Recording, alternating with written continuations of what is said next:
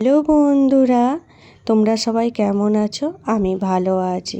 আশা করি দুর্গাপুজোর আনন্দে তোমরাও সবাই ভালোই আছো এবং সুস্থ আছো। আজকে তোমাদেরকে দেখাবো আমাদের পাড়ার প্যান্ডেলটা। বরবেতা স্টেশনের কাছে যেটা প্যান্ডেলটা হয় ওটা আমাদের পাড়ার প্যান্ডেল।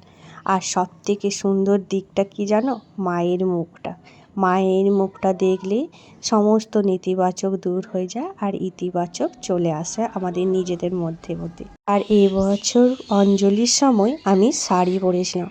জীবনের প্রথমবার আমি অষ্টমীর দিনে শাড়ি পরেছি। আর আজকে আমরা তিনজনই অন্তুর দেওয়া গিফটগুলো পরেছিলাম। এগুলো পুজোর জন্য অন্তু আমাদের জন্য কিনে এনেছিল, সেটা তো তোমরা আগের ভিডিও দেখিয়েছো। তো আমাদের চারজনকে কেমন দেখতে লাগছে সেটা কমেন্ট করে জানিও।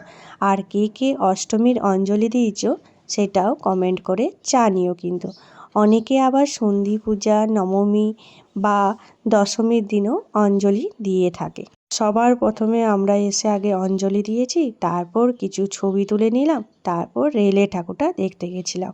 কারণ ওখানে বাবা যাবেই, কারণ দাদু আমার ওখানে প্রথম দুর্গাপুজো চালু করেছিল, মানে উদ্যোক্তা ছিল। তাই বাবা যেখানে যতই পুজোর প্যান্ডেল দেখুক বা প্রতিমা দর্শন করুক, স্টেশনে গিয়ে আগে রেলের ঠাকুরটা দেখেই আসবে। তো বাবার সাথে আমরাও চলে গেছিলাম রেলের ঠাকুরটা দেখতে। আর ওখানে গিয়ে আমরা কিছু ভিডিও আর ছবিও তুলে নিয়েছিলাম। আর প্যান্ডেলটা এত সুন্দর, মারাত্মক সুন্দর করেছিল। আর প্রতিমাটাও খুবই সুন্দর করেছিল। আমাদের এবারে পুজো কেমন কাটলো সেটা কমেন্ট করে জানিও। কিন্তু আমার তো এবারে দুর্গাপুজো খুব ভালোভাবেই কেটেছে। এবারে তোমরা কতগুলো প্যান্ডেল দেখেছো সেটা ঝটপট কমেন্ট করে জানিও। আমাদের তো এবারে ভালোই প্রতিমা দর্শন, প্যান্ডেল সব কিছু ভালোই দেখা হয়েছে। নিজেদের মধ্যে অনেক অনেক মজা করেছিলাম আমরা সবাই মিলে। দুর্গাপুজো আসলে মনে সমস্ত খারাপ চিন্তা ভাবনা যেন নিজের থেকেই দূর হয়ে যায়। আর এই কটা দিন আমরা সবাই আনন্দ করেই কাটাই। স্টেশনের এই প্যান্ডেলটা দেখো কি সুন্দর করেছে না?